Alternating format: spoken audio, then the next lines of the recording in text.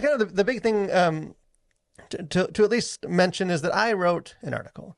And At long last. I know. Now and then I step away from the reviews and I share some thoughts. And there's actually thoughts that were inspired by a podcast episode we did I think a month ago now, when we talked about like YouTube and how YouTube, like, for the first time ever, like topped, streaming tops broadcast, cable TV, which we all know, but like within streaming, like according to the recent data, like YouTube was the number one streamer on TV. It's like ahead of Disney, ahead of Netflix, ahead of Hulu, Max, all those things, which is like on TV. So like, if you just go by watch hours, if you include like phones and laptops, like YouTube's always been way ahead of, of all the streaming platforms. But like people actually sitting on a TV and turning on YouTube instead of Netflix, like more often, which is shocking. Like, I don't think people think about YouTube as like a streamer. We think of it as like a separate thing. Yeah. But in living rooms when people are sitting down to watch streaming, more people are doing YouTube than anything else.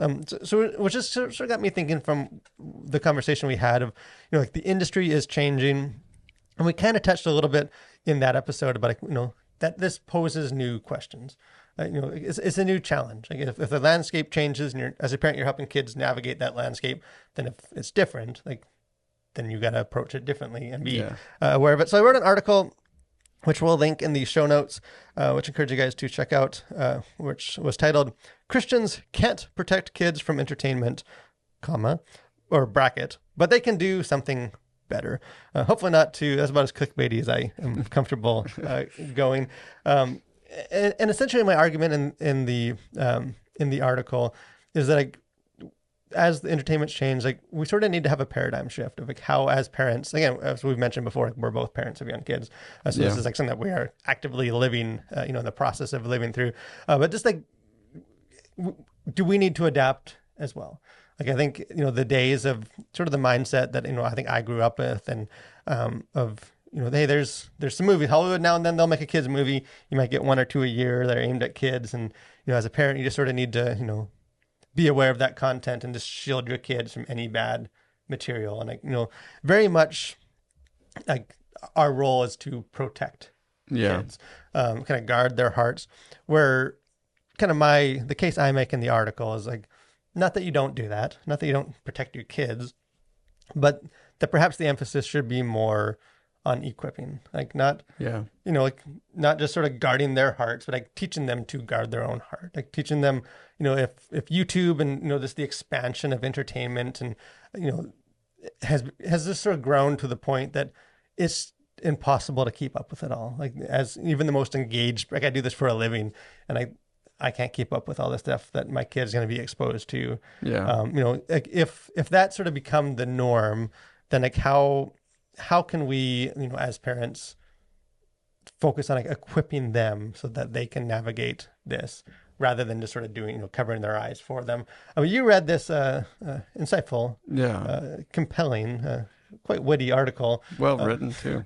What are some of your, just on this, I mean, the article, but just as a parent too. No, I think the one thing that maybe stood out to me was, I think it comes down to like an age issue, because I think, my oldest is 5, your oldest are, well, they're twins, but 9.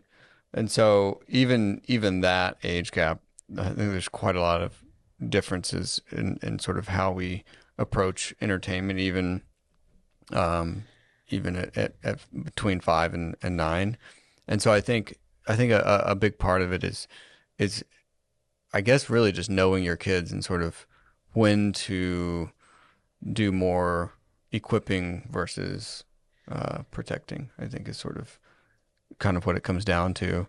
And just knowing that it's like you say, you're not going to be able to just shield them from it. I mean, that's just sort of an unsustainable, untenable position to be able to say like, well, they're just, not going to watch anything that I don't approve of. Because eventually they will. And so I think making sure that they are equipped with how to approach things that, dad's not here to say yes or no on this entertainment, or, they get exposed to something that they're capable of handling it in a way that that's God honoring and not just like, you know, totally go off the rails as soon as they like see or hear something that goes contrary to what they believe. Yeah, because there's two verses that I use in the article. Ones that we've used often here on the channel. One is like Matthew 10:16, where Jesus calls his followers kind of the two things to be, wise as serpents, innocent as doves, which to me sort of symbolizes those two. Like, be innocent, protect, the protect part, guard your heart, but like also be wise as serpent. Like, also, learn to be able to process and think through, when you are, in the dangerous areas, so you're not just sort of a dove that escapes. The other verse is, again, another well-known verse, Proverbs 22:6, where it says, train up a child in the way he should go. Even when he is old, he will not depart from it.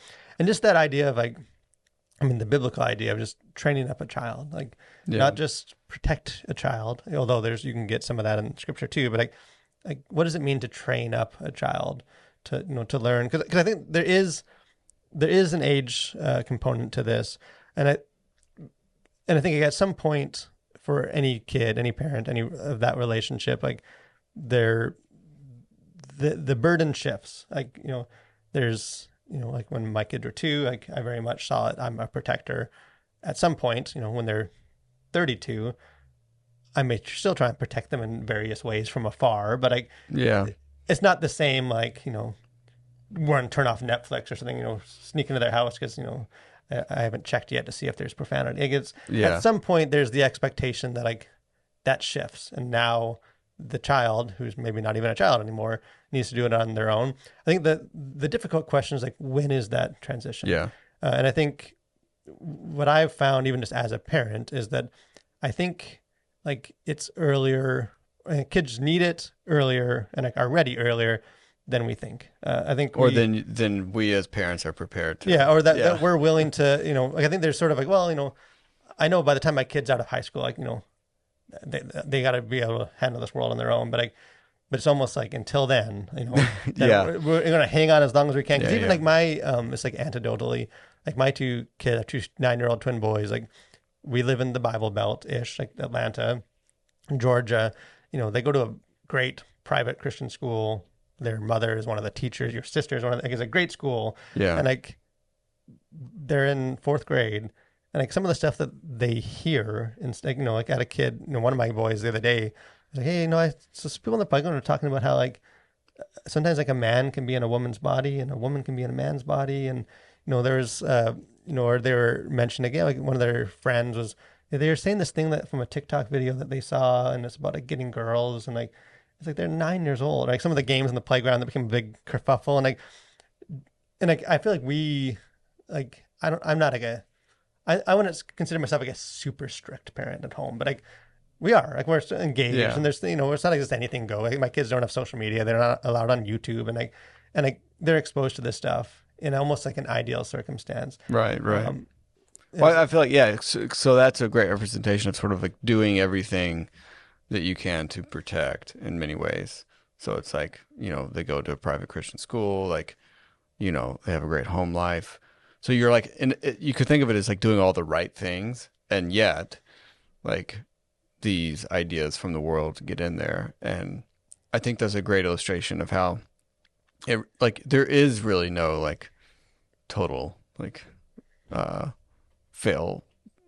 foolproof protection plan for kids, and it was never meant to be. Yeah, that's sort of like something that maybe doesn't come out as clear in the article is like by equipping, I don't necessarily mean like, so tonight when my kids are done 4th grade, like we're going to sit down and watch, put Euphoria season 3 on or whatever, and like say, kids, this is the sexual perversion in our culture that you got to be prepared for. Like they get enough junk already that I'm not gonna like. I don't think any Christian parent should go out of their way to like, hey, we're gonna listen to some profane music just so that some of these concepts. Like, so these words are bad. Don't say them. No, like I don't mean that. Like I don't mean like kids. We just we need to force them to to like lose their innocence so that they're ready for like, because that's already gonna happen. Like they're in that. Childhood is short enough.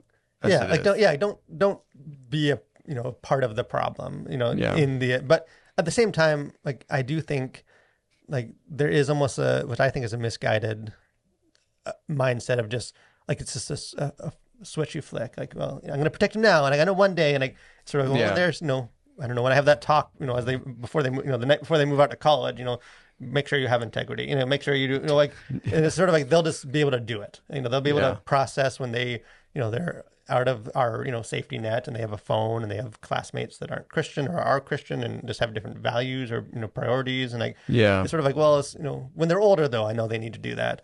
It's like, well, if we want them to be prepared, like if we want to actually equip them, then like we can't just worry about protecting. Like we need to, which I try and do. I encourage you guys check out the Transformers 1 review. I tried to model that. I had one of my kids on that review. And it was like a PG movie. It wasn't like I was taking them to see Joker 2 or something. But Yeah.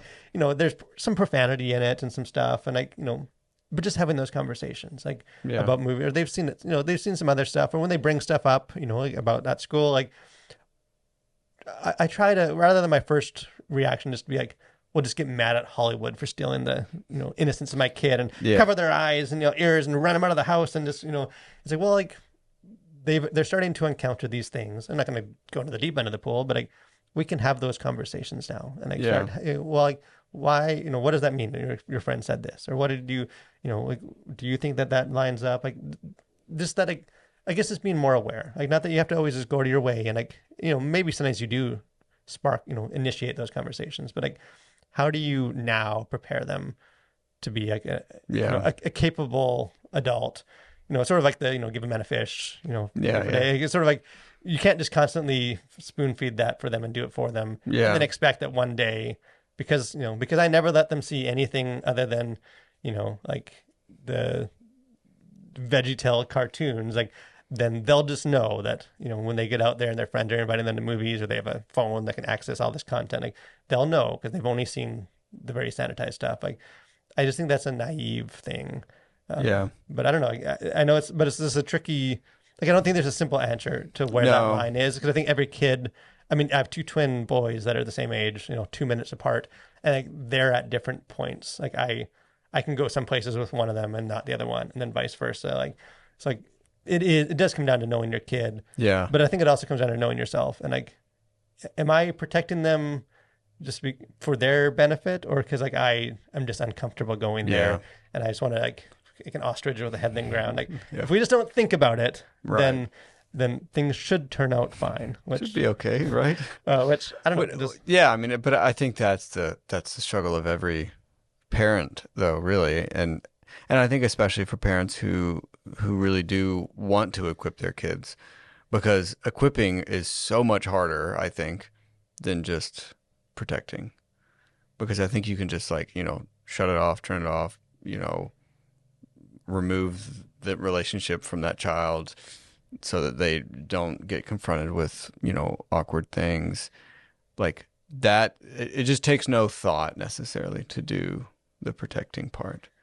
But it takes a lot of thought and brain power and energy and emotion to have those conversations, because they are conversations that are awkward, and you don't want to necessarily have, like, you wish they could just kind of know this stuff and you could explain it perfectly at their age appropriate level.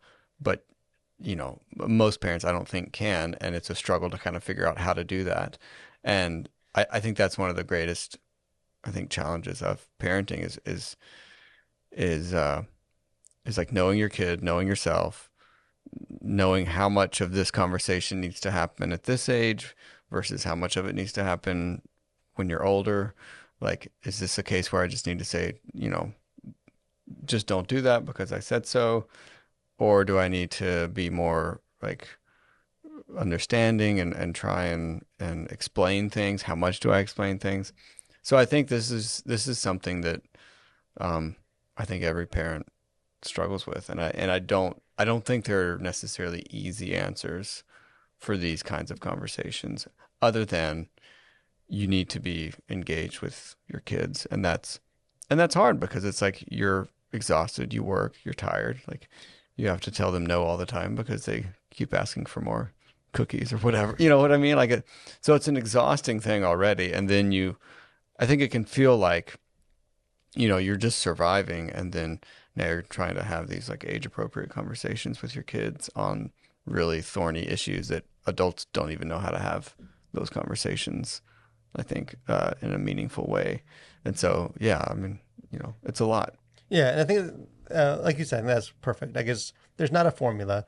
I think we want a formula. That's why we fall back on, like there's a website that I stumbled across recently, like a Christian kind of cultural website, and sort of their whole like mission statement thing was essentially how like watching a movie and stuff, like it's not important to really talk about the movie as a movie. Like, Yeah. really the only thing that matters for Christian parents is like, is there content in this? Like, is this thing that my kids should watch or not watch? Like, almost the Rotten Tomatoes. Like, is this simplistic? And like, and that gives us a formula of like, well, I can use this and then not let my kids see these worldviews or these type of content. And I think that would be like protecting, that's sort of the innocent as doves, but like, is that equipping? Like, is that also raising kids that are shrewd as serpents and like equipping them the way to go? And so I think maybe to end, I guess it's not that there is an easy formula or answer. I think my conviction is more like, it's messy. The point is more just like, but like be willing to step into that mess and like do your best as you can, and like at least be intentional and like aware that you need to do more than just like, if we can just sort of bunker off our kids and then, release them one day when they're 18, that they'll have the maturity and like the critical thinking skills to be able to navigate the world, that we kind of prevented them from really having any exposure to. How do you do that? I don't know, but I just think as Christians, we should be doing that.